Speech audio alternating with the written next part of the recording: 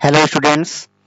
आज हम आपको अयोध्या सिंह उपाध्याय हरिओ द्वारा रचित पवन दूतिका पाठ को पढ़ाऊंगा। स्टूडेंट्स, पवन दूतिका पाठ में एक नायिका पवन के माध्यम से पवन को अपना दूत बनाती है और पवन से ही अर्थात वायु से ही कहती है कि आप हमारे संदेश को ले जाओ और हमारे प्रियतम तक पहुंचाओ और हमारे मनोदशा को उनके सामने प्रस्तुत करो। उन्हें बताओ कि हम किस अवस्था में हैं, हम तुम्हारे लिए कितने व्याकुल हैं। इन सब बातों को इस पाठ में अयोध्या सिंह उपाध्याय हरिओ जी के द्वारा विस्तृत वर्णन किया गया है। आप ध्यान से सुनिएगा, शुरू से अंत तक वीडियो को देखिएगा जिससे कि आपको अच्छे से समझ में आए। बैठी बैठी खिन्ना एक दिवस, वे गेह में थी अकेली, आके आंसू दृग युगल में थे धरा को भिगोते। आई धीरे इस सदन में पुष्प सुगंध सदगंध को ले, प्रातः वाली सुपवन इसी काल वातायनों से। संतापों को विपुल बढ़ाता देख के दुखिता हो, धीरे बोली सदुख उससे श्रीमती राधिका यों। प्यारी प्रातः पवन इतना क्यों मुझे है सताती, क्या तू भी है कलुषित हुई काल की क्रूरता से। यहाँ पे सुपवन का अर्थ होता है सुगंधित वायु, सुगंधित वायु। वातायनों का अर्थ होता है खिड़कियों और संतापों का अर्थ होता है दुखों और कलुषित का अर्थ होता है दूषित। यहाँ पे स्टूडेंट्स आप देखिएगा, अर्थ इसका बताऊंगा मैं आपको। बैठी खिन्ना एक दिवस, वे गेह में थी अकेली। गेह का अर्थ होता है घर। एक दिन राधा उदासी से परिपूर्ण घर में अकेले बैठी थी। उदासी खिन्ना, उदासी से परिपूर्ण एक दिन, दिवस दिन, गेह में अर्थात घर में अकेले बैठी थी। आके आंसू दृग युगल में थे धरा को भिगोते। दृग युगल मतलब आंसू आकर उनको दोनों आंखों को सजल बना रहे थे। उनके आंसू दोनों नेत्रों को सजल अर्थात उनके दोनों आंखों से, उनके दोनों नेत्रों से आंसू गिर रहे थे और पृथ्वी को भिगो रहे थे। पृथ्वी धरती भिगो रहे थे अर्थात ज्यादा से बहुत ही ज्यादा आंसू गिर रहे थे। आई धीरे इस सदन में पुष्प सदगंध को ले। आई धीरे, इसी समय प्रातःकालीन सुगंधित पवन रोशन दानों से होकर। सुपवन प्रातः वाली सुपवन इसी काल वातायनों से। इसी समय प्रातःकालीन सुगंधित पवन रोशन दानों से होकर घर के भीतर प्रवेश करती है। संतापों को विपुल बढ़ता देख के दुखिता हो। जब पवन के प्रभाव से राधा का दुख बढ़ गया, संतापों को विपुल बढ़ता देख के दुखिता हो। जब पवन के प्रभाव से राधा का दुख बढ़ गया तो उन्होंने दुखी होकर धीरे धीरे बोली सदुख उससे श्रीमती राधिका यों। धीरे धीरे पवन से कहा कि हे प्रातःकाली पवन, हे प्रातःकालीन पवन, प्यारी प्रातः पवन इतना क्यों मुझे सताती।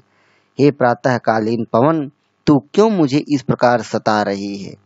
क्या तू भी समय की कठोरता से दूषित हो गई है। क्या तू भी है कलुषित हुई काल की क्रूरता से। कलुषित मतलब दूषित। क्या तू भी समय की कठोरता से दूषित हो गई है। क्या तुझ पर भी समय की क्रूरता का प्रभाव पड़ गया है। स्टूडेंट्स, इसका अर्थ ये हुआ जो कि आपके पेपर में अर्थ लिखने के लिए नहीं आएगा। 5 प्रश्न पूछे जाएंगे। यहाँ पे 5 प्रश्नों को मैं यहाँ पे लेकर के आया हूँ। शब्दार्थ इसलिए यहाँ पे लेकर दिया हूँ क्योंकि शब्दार्थ भी पूछे जा सकते हैं 2 नंबर में। कलुषित का अर्थ होता है दूषित, संतापों का अर्थ होता है दुखों, तो इन्हें आपको ध्यान से याद करना है। काव्य सौंदर्य में राधिका की मनोदशा का भावपूर्ण चित्रण किया गया है। काव्य सौंदर्य इसलिए लेकर के आया हूं क्योंकि यहाँ पे पूछा जा सकता है किस भाषा का प्रयोग किया गया है। अलंकार कौन सा है तो आप मानवीकरण लिखेंगे। रस श्रृंगार है, शब्द शक्ति अभिधा है और छंद पूछा जा सकता है कि प्रस्तुत पद में कौन सा छंद है तो आप बताएंगे मंदाक्रांता छंद का प्रयोग किया गया है। अब यहाँ पे प्रश्न आएगा कि पद्यांश के पाठ और कवि का नाम लिखिए। तो आप लिखेंगे पद्यांश के पाठ और कवि का नाम। तो प्रस्तुत पद्यांश द्विवेदी युग के प्रसिद्ध कवि अयोध्या सिंह उपाध्याय हरिऔध द्वारा लिखित महाकाव्य प्रिय प्रवास से हमारी हिंदी की पाठ्य पुस्तक के काव्य भाग में संकलित पवन दूतिका शीर्षक से लिया गया है। अब यहाँ पे रेखांकित अंश की व्याख्या मैं आपको बता दिया हूँ, उन्हें आप अपनी कॉपी पे लिख लीजिएगा। अगला है प्रस्तुत पंक्तियों में राधिका किससे बातें कर रही हैं और वह कैसी है। तो राधिका किससे बातें कर रही हैं? आपको पता है कि प्रस्तुत पंक्तियों में राधिका पवन से बातें कर रही हैं। यहाँ पे वायु से बातें की जा रही हैं। और वह कैसी है? वह कैसी है? प्रातःकालीन वह पवन पुष्पों की सुगंध से सुगंधित है। प्रातःकालीन वह पवन पुष्पों की सुगंध से सुगंधित है। अगला प्रश्न है प्रातःकालीन सुगंधित पवन किस मार्ग से राधिका के घर में अंदर आई है? आपको पता होना चाहिए। यहाँ पे बताया गया, आई धीरे इस सदन में पुष्प सदगंध को ले, प्रातःकालीन सुपवन इसी काल वातायनों से। वातायन मतलब खिड़कियों से। जो पवन प्रवेश करती है घर में, वह जो है खिड़कियों से प्रवेश करती है। तो आप लिखेंगे प्रातःकालीन सुगंधित पवन खिड़कियों के मार्ग से राधिका के घर के अंदर आई। फिर अगला है राधिका ने दुखी होकर धीरे धीरे पवन से क्या कहा? तो यही कहती हैं, राधिका ने दुखी होकर धीरे धीरे पवन से कहा कि हे प्रातःकालीन पवन, तू मुझे इस प्रकार क्यों सता रही है? क्या तू भी समय की कठोरता से दूषित हो गई है? क्या तुझ पर भी समय की क्रूरता का प्रभाव पड़ गया है? यहाँ पे यही बात बताई गई है, प्यारी प्रातः पवन इतना क्यों मुझे है सताती, क्या तू भी है कलुषित हुई काल की क्रूरता से। ये इस तरह से इन दोनों पद्यांशों का व्याख्या भी होता है और प्रश्न उत्तर जो पूछे जाएंगे आपसे वो हो जाते हैं। इन्हें आप अपनी कॉपी पे नोट कर लीजिएगा, जिससे कि आप अच्छे से तैयार कर सकें। अगला है हमारा, मेरे प्यारे नव जल्द से कंज से नेत्र वाले, जाके आए न मधुबन से और न भेजा संदेशा, मैं रो रो के बिरह से बावली हो रही हूँ, जाके मेरी सब दुख कथा श्याम को तू सुना दे। ज्यों ही मेरा भवन तज तू अल्प आगे बढ़ेगी, शोभा वाली सुखद कितनी मंज कुंजे मिलेंगी, प्यारी छाया मधुर स्वर से मोह लेगी तुझे वे, तो भी मेरा दुख लख वहां जान विश्राम लेना। अब यहाँ पे पहले तो शब्दार्थ देख लीजिए। जलद का अर्थ होता है बादल, बावली का अर्थ होता है पागल और अल्प का अर्थ होता है थोड़ा। ध्यान दीजिएगा, यहाँ पे राधा पवन को दूतिका बनाकर उसके द्वारा कृष्ण को संदेश भिजवाती है। वे पवन से मार्ग में पड़ने वाली मनोहारी सुंदरता का वर्णन करते हुए उससे प्रभावित नहीं होने के लिए कहती हैं कि रास्ते में बहुत सारे सुंदर पेड़ पौधे बहुत अच्छे अच्छे आपको मिलेंगे, लेकिन आप उनसे प्रभावित मत होना। इन सब बातों को राधिका समझाती है पवन को। अब आगे जो है इसका अर्थ हम बताएंगे आपको, ध्यान से सुनिएगा कि राधा पवन से कहती है कि प्यारे नव जलद से कंज से नेत्र वाले, प्यारे नव जलद से कंज से नेत्र वाले। राधा पवन से कहती है कि नवीन मेघ जैसे शोभा वाले और कमल जैसे नेत्र वाले मेरे प्रिय श्री कृष्ण जाके आए न बधवन से और न भेजा संदेशा।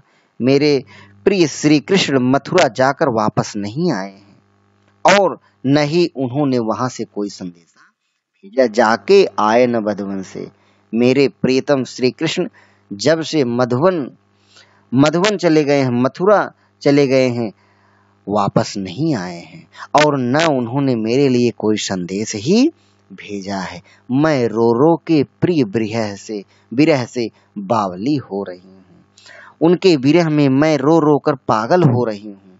जाके मेरी सब दुख कथा श्याम को तू सुना दे। और तू उनके पास चली जा। हे पवन, तू उनके पास चली जा और मेरा दुख उन्हें सुना दे। मेरा दुख उन्हें जाकर के मेरे प्रीतम श्री कृष्ण को सुना दे। ज्यों ही मेरा भवन तज, राधा पवन दूतिका से कहती है कि जैसे ही मेरा घर त्याग कर तू थोड़ा सा आगे बढ़ेगी, ज्यों ही मेरा भवन तज तू अल्प आगे बढ़ेगी, अल्प मतलब थोड़ा, जैसे ही मेरा भवन अर्थात मेरे महल को, मेरे घर को छोड़ करके जैसे ही थोड़ी सी आगे तू बढ़ेगी, तुझे शोभा वाली सुखद कितनी मंज कुंजे मिलेंगी। तुझे अत्यंत सुंदर सुखद अनेक कुंजे दिखाई देंगी। प्यारी छाया मधुर स्वर से मोह लेंगी तुझे वे। प्यारी छाया, उनकी छाया बड़ी शीतल तथा आकर्षक है। उनकी छाया बड़ी शीतल और आकर्षक है। पक्षियों के चहकने से उनसे मधुर ध्वनि निकलती है। तेरे तो भी मेरा दुख लख वहां जान विश्राम लेना। मधुर ध्वनि निकलती है। अपने इन गुणों के कारण वे तुझे मोहित कर लेंगी, लेकिन फिर भी अपने इन्हीं गुणों के कारण तुझे वे अपनी तरफ मोहित कर लेंगी, लेकिन फिर भी मेरे दुख का, तो भी मेरा दुख लख वहां जान विश्राम लेना। लेकिन फिर भी मेरे दुख का ध्यान करके तू वहां रुकना मत, तुम वहां विश्राम मत करना।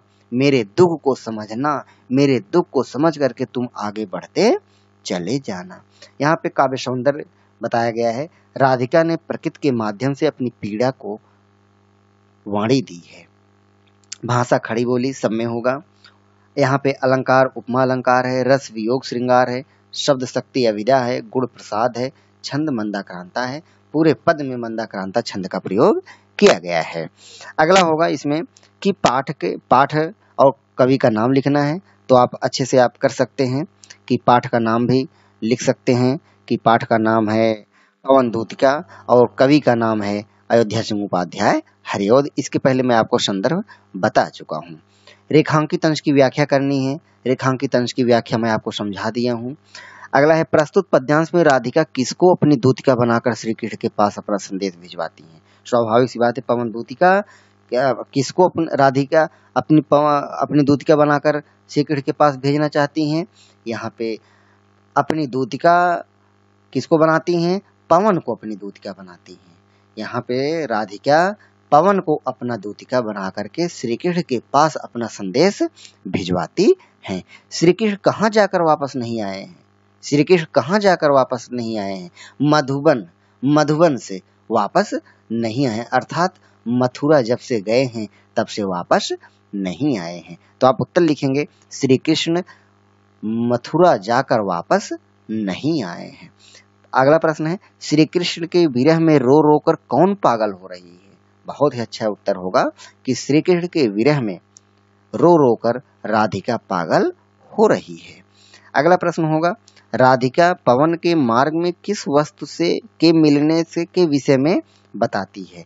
तो यहाँ पे राधिका पवन को बताती है कि उसके मार्ग में अत्यंत शोभा वाली शीतल और सुखद छाया वाली कुंजें मिलेंगे, इसी बात को बताती है। राधिका पवन से क्या न करने का अनुरोध करती है। राधिका पवन से मार्ग में मिलने वाली शीतल कुंजों में विश्राम न करने का अनुरोध करती है। यहाँ पे देखो दिया भी गया है कि तो भी मेरा दुख लख वहां जान विश्राम लेना, कहने मतलब मेरे दुख को ध्यान में रखते हुए तुम वहां पर विश्राम मत करना। इस तरह से ये इस पद का भी प्रश्न उत्तर और व्याख्या पूरा होता है। अगला होगा थोड़ा सा आगे सरस रव का धाम सतपुष्प वाला, अच्छे अच्छे बहुद्रुम लतावान सौंदर्यशाली, प्यारा वृंदा विपिन मन को मुग्धकारी मिलेगा। आना जाना इस विपिन से मुहि माना न होना, जाते जाते अगर पथ में क्लांत कोई दिखावे, तो जाके सन्निकट उसकी क्लांतियों को मिटाना। धीरे धीरे बरस कर के गात उत्ताप खोना, संदग्धों से श्रमित जन को हर्षित सा बनाना। यहाँ पे सरस का अर्थ होता है मधुर, रव का अर्थ होता है शब्द, और मुहायना, मुहमाना का अर्थ होता है मोहित। क्लांत का अर्थ होता है थकित हुआ, थका हुआ। उत्ताप का अर्थ होता है गर्मी। यहाँ पे राधिका राधिका दुख से परिपूर्ण राधा ने मथुरा के मार्ग में पड़ने वाले स्थलों का वर्णन पवन दूतिका के सामने प्रस्तुत की हैं और उसे समझाया कि तुम मार्ग में मोहित न होना, तुम मार्ग में मोहित मत होना, तुम मार्ग में विचलित मत हो जाइएगा, किसी की मोह माया में मत पड़ जाइएगा। इसी बात को यहाँ पे राधिका जी के द्वारा पवन को समझाते हुए कहा गया है, बताया गया है। तो यहाँ पे थोड़ा सा आगे सरस रव का धाम सतपुष्प वाला, कहने मतलब राधा ने पवन से कहा कि थोड़ा ही आगे जाने पर तुझे अत्यंत, थोड़ा ही आगे जाने पर तुझे अत्यंत मनोहर वृंदावन मिलेगा, तुझे अत्यंत मनोहर मनोरम वृंदावन मिलेगा। उसमें पक्षियों का मधुर संगीत गूंजा करता है, अच्छे अच्छे बहुद्रुम लतावान सौंदर्यशाली, और उसमें प्यारे प्यारा वृंदा विपिन मन को मुग्धकारी मिलेगा, प्यारा वृंदावन वृंदा विपिन मन को मुग्धकारी मिलेगा, और उसमें पक्षियों का मधुर संगीत गूंजता मिलेगा।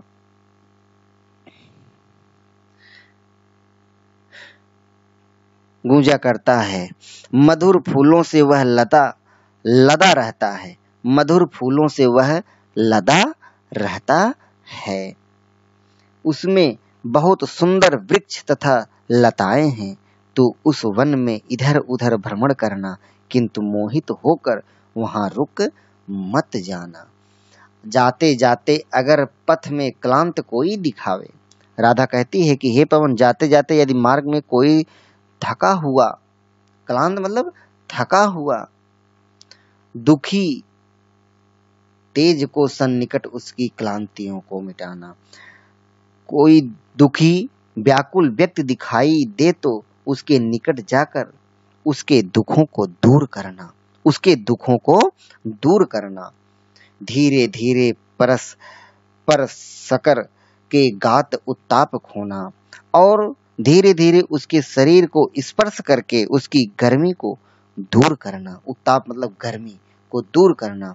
संदग्धों से श्रमित जन को हर्षित सा बनाना, और अपनी सुगंधि से उस थके हुए व्यक्ति को प्रसन्न कर देना, अपने सुगंध से, अपने अपनी सुगंधि से उस थके हुए व्यक्ति को प्रसन्न कर देना। यहाँ पे सरस का अर्थ होता है मधुर, रव शब्द, मुहमाना मोहित, क्लांत थका हुआ, उत्ताप गर्मी। स्टूडेंट्स ध्यान दीजिएगा, ये शब्दार्थ जो दिए गए हैं प्रश्न के माध्यम से पूछा जा सकता है 2 नंबर में, तो इसलिए इन्हें जरूर आप ध्यान से याद भी करिएगा, लिखिएगा भी। यहाँ पे राधिका का लोक सेविका का रूप चित्रित किया गया है। भाषा खड़ी बोली, अलंकार यहाँ पे मानवीकरण है, रस श्रृंगार है, ये भंगार लिख दिया गया है लेकिन यहाँ श्रृंगार ही होगा। शब्द शक्ति लक्षणा, गुण प्रसाद, छंद हमेशा मंदाक्रांता ही होगा।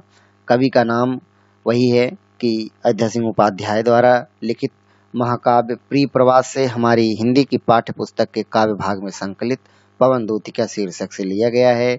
यह जो है पद्यांश के पाठ और कवि का नाम होता है। फिर रेखांकित अंश की व्याख्या मैं आपको बता दिया हूँ।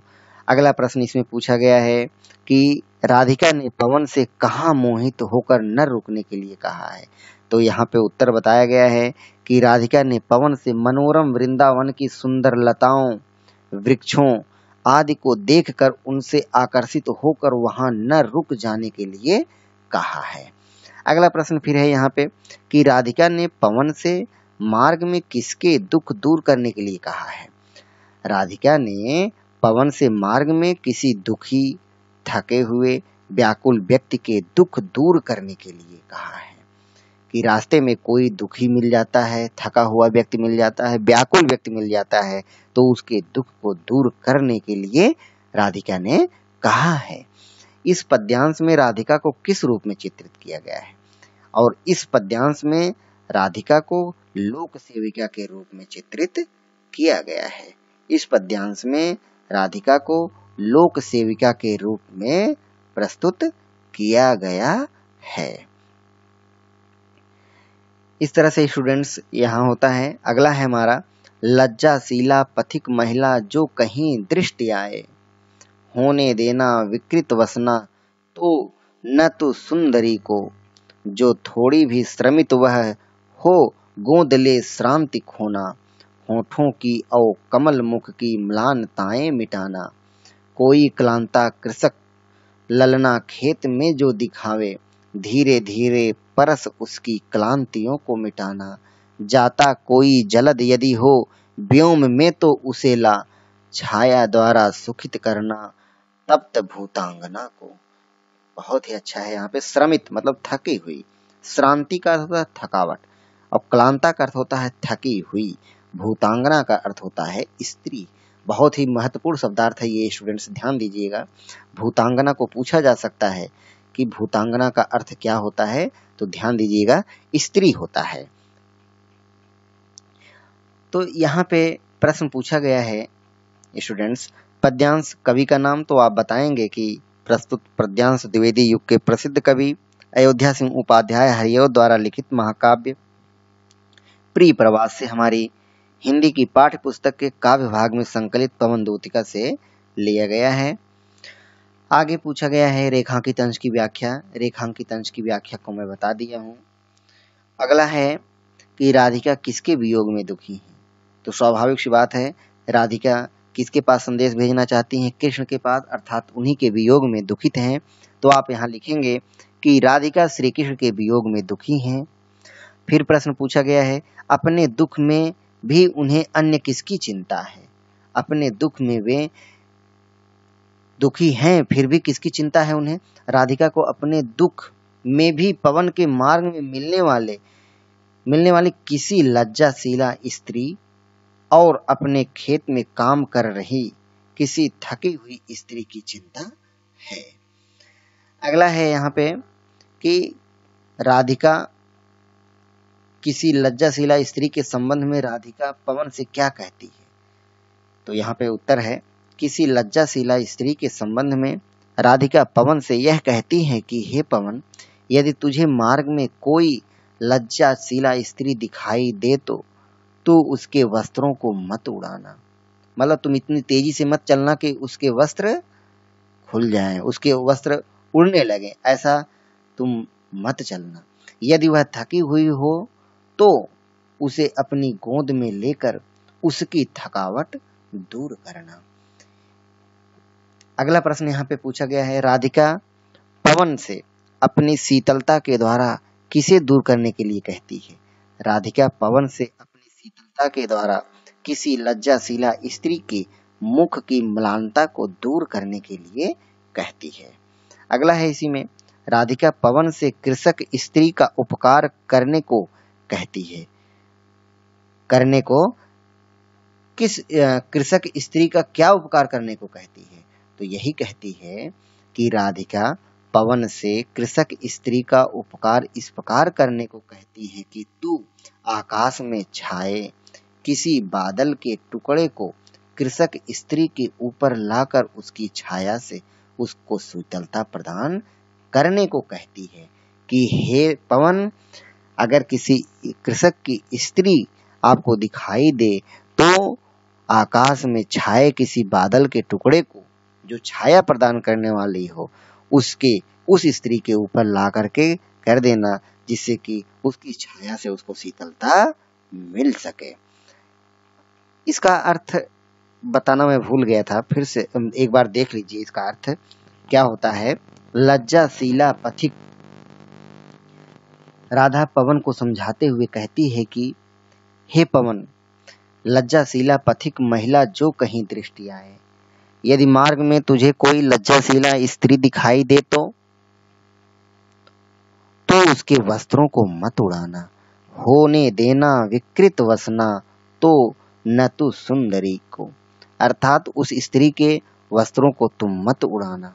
यदि वह थोड़ी भी जो थोड़ी भी श्रमित वह हो गोद ले श्रांति खोना, और यदि वह थोड़ी सी भी थकी हुई प्रतीत होती हो तो उसे अपनी गोद में लेकर उसकी थकावट को दूर कर देना, होठों की और कमल मुख की म्लानताएं मिटाना और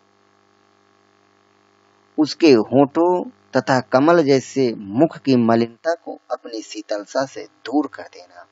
कोई क्लांता कृषक ललना खेत में जो दिखावे, यह पवन यदि खेत पर कोई थकी हुई किसान स्त्री दिखाई दे तो धीरे धीरे धीरे धीरे परस उसकी क्लांतियों को मिटाना। परस मतलब स्पर्श, धीरे धीरे उसका स्पर्श कर उसकी संपूर्ण थकावट को दूर कर देना। जाता कोई जलद यदि हो व्योम में तो उसे ला, जलद मतलब वही बादल, व्योम मतलब आकाश। यदि आकाश में कोई मेघ खंड जा रहा हो तो उसके मेघ खंड जा रहा हो तो उसे उसके ऊपर लाकर छाया कर देना। छाया द्वारा सुखित करना तप्त भूतांगना को, भूतांगना मतलब स्त्री, जिससे उस स्त्री को शीतलता प्राप्त हो जाए। अर्थात उस स्त्री के ऊपर कोई बादल छाया प्रदान करने वाला जा रहा हो तो उस स्त्री के ऊपर ला करके कर देना, जिससे कि उस स्त्री को शीतलता मिल सके। इस तरह से इसका अर्थ भी होता है। आपको प्रश्न का उत्तर पहले ही बता दिया गया था।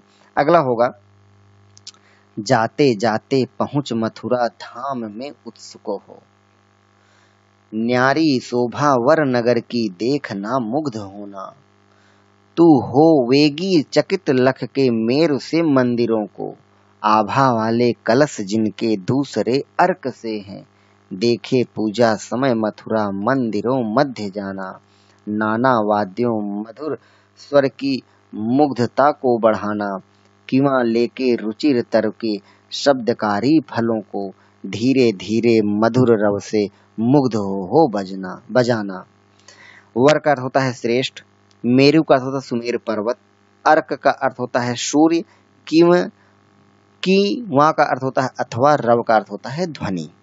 तो यहाँ पे इसका अर्थ देखेंगे हम, जाते जाते अर्थात यहाँ पे समझाते हुए कह रही है पवन राधिका कि तेरे मार्ग में मथुरा नगरी भी पड़ेगी, जाते जाते पहुंच मथुरा धाम में उत्सुक, तुम्हारे रास्ते में मथुरा नगरी भी पड़ेगी और तू जाते जाते उसकी शोभा देखना मत भूलना, तुम उसकी शोभा देखना मत भूलना, अर्थात मथुरा नगरी की शोभा को अवश्य देखना। न्यारी शोभा वर नगर की देखना मुग्ध होना और देखना मत भूलना, और जब तू मथुरा नगरी में पहुंच जाएगी तब वहां की भव्यता तुझे स्वयं ही उसे देखने के लिए उत्सुक बना देगी। तू होवेगी चकित लख के मेरु से मंदिरों को, और तू जब वहां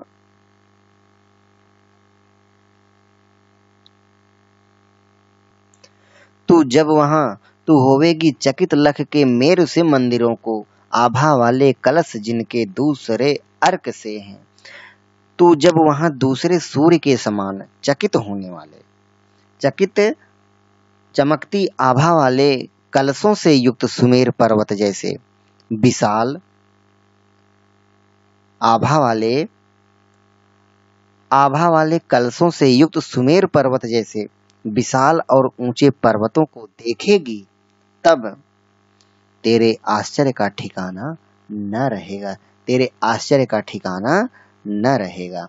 देखे पूजा समय मथुरा मंदिरों मध्य जाना, हे दूतिका, हे पवन दूतिका, तू मथुरा में थोड़ा ठहरना और पूजा के समय वहां देखे, पूजा समय मथुरा मंदिरों मध्य जाना और पूजा के समय वहां के मंदिरों में जाकर वहां बजने वाले नाना वाद्यों मधुर स्वरों की मुग्धता को बढ़ाना, वहां बजने वाले विभिन्न वाद्यों की मधुरता को अपना मधुर स्वर प्रदान करके उसकी मधुरता में वृद्धि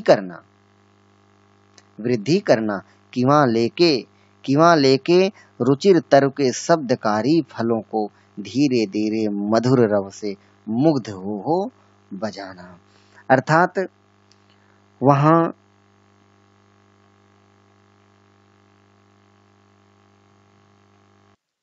वहां के मंदिर परिसरों में खड़े विविध प्रकार के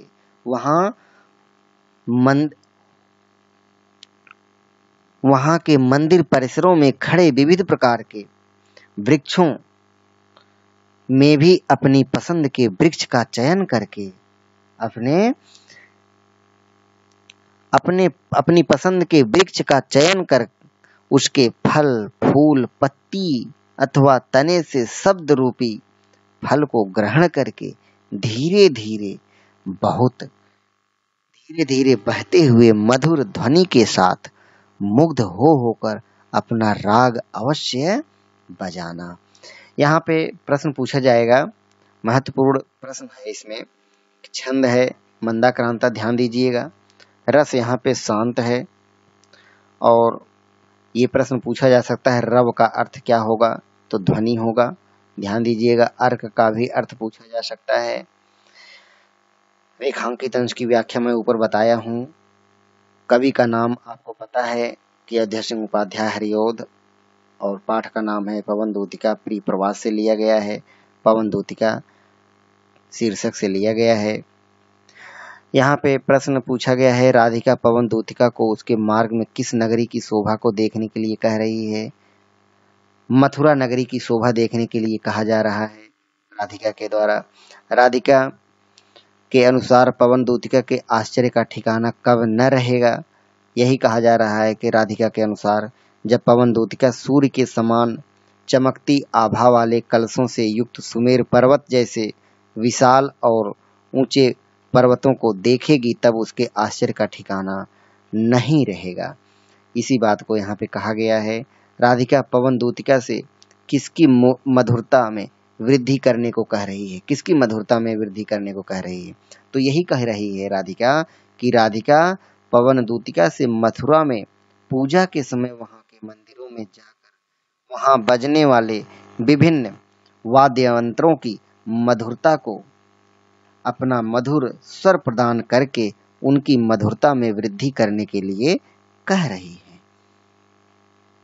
अगला है स्टूडेंट्स यहाँ पे कि तू देखेगी जलद तन को जा वहीं तंद्रता हो, होंगे लोने नयन उनके ज्योति उत्कीर्णकारी, मुद्रा होगी वर वदन की मूर्ति सी सौम्यता की, सीधे साधे वचन उनके सिक्त होंगे सुधा से, नीले फूले कमल दल की गात की श्यामता है, पीला प्यारा वसन कट में पहनते हैं फवीला, छोटी काली अलक मुख की कांति को है बढ़ाती, सदवस्त्रों में नवल तन की फूटती सी प्रभा है।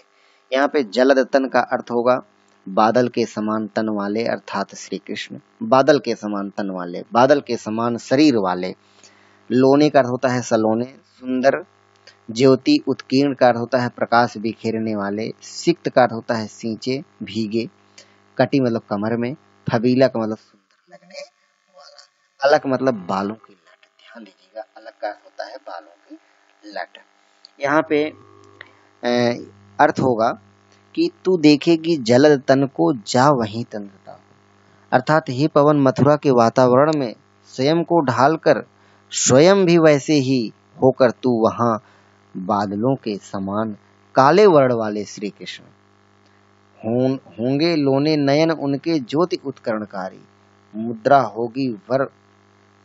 होगी वर वदन की मूर्ति सी सौम्यता की, सीधे साधे वजन उनके सिक्त होंगे सुधा से, अर्थात उनके सुंदर नेत्र तुझे प्रकाश बिखेरते दिखाई देंगे। उनके श्रेष्ठ मुख की भाव भंगिमा तुझे किसी भव्य मूर्ति की सौम्य मुख मुद्रा के समान दिखाई देगी। और जब तू उनके वचनों को सुनेगी तो उनके सीधे साधे वचन तुझे प्रेम के अमृत से सींचे हुए लगेंगे। प्रेम के अमृत से सींचे हुए लगेंगे। नीले फूले कमल दल की गात की श्यामता है। हे पवन, नीले खिले कमल पुष्पों के समूह की श्यामलता के समान ही उनके शरीर की श्यामल छवि है। पीला प्यारा वसन कट में पहनते हैं फवीला। और श्री कृष्ण अपने शरीर पर अत्यंत आकर्षक पीला सुंदर वस्त्र अपनी कमर में धारण किए रहते हैं। छोटी काली अलक मुख की कांति को है बढ़ाती। उनके माथे पर लटकती बालों की एक लट उनके मुख की शोभा में वृद्धि करती रहती है। सदवस्त्रों में नवल तन की फूटती सी प्रभा है। उनके सुंदर वस्त्रों से उनके रमणीय शरीर की कांति उत्कीर्ण होकर वहां के वातावरण को मनोहर बना रही होगी। यहाँ पे श्री कृष्ण की आकर्षक छवि का मनोमुग्धकारी वर्णन दर्शनीय है। खड़ी बोली का प्रयोग किया गया है।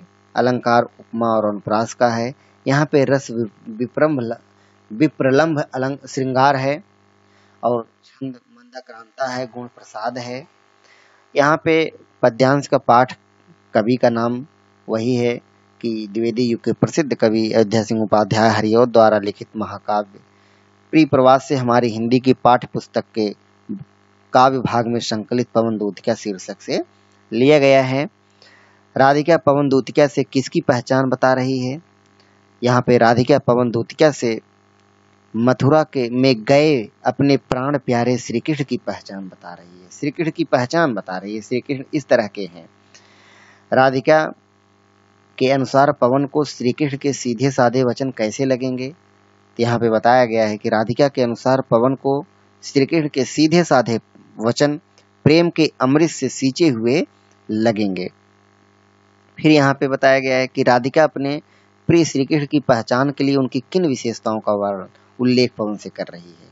तो राधिका कह रही है कि राधिका अपने प्रिय श्री कृष्ण की पहचान के लिए उनके सांवले शरीर, कमर में बंधे सुंदर पीले वसन और माथे पर लटकती बालों की काली लट का उल्लेख कर रही है।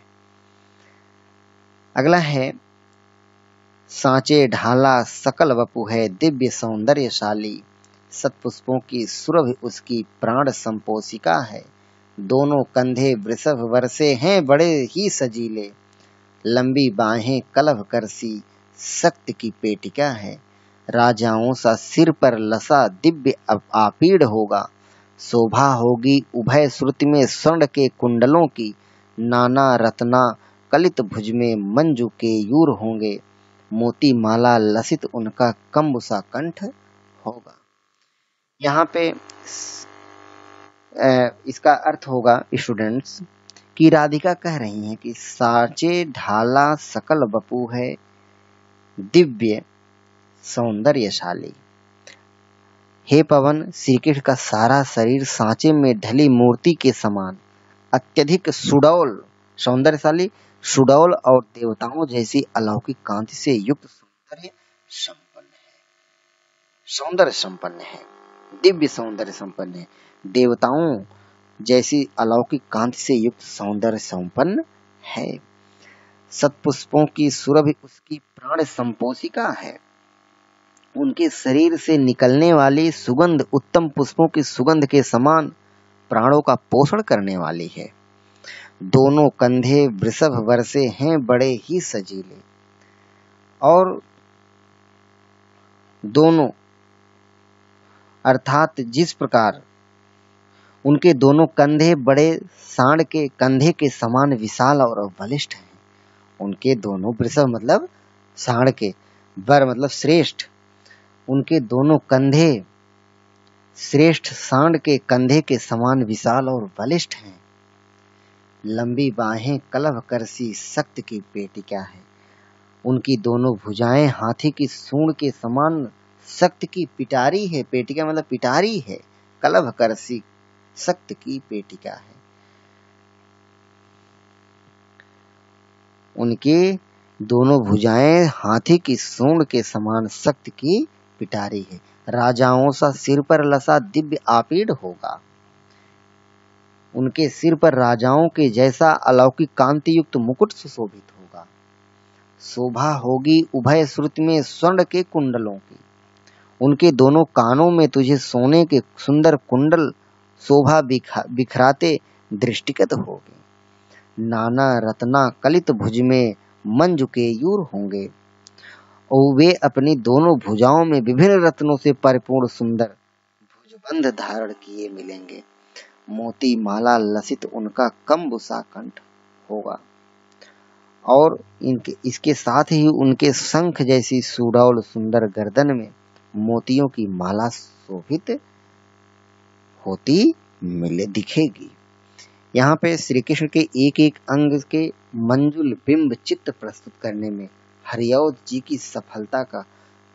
को सफलता प्राप्त हुई है। भाषा खड़ी बोली है।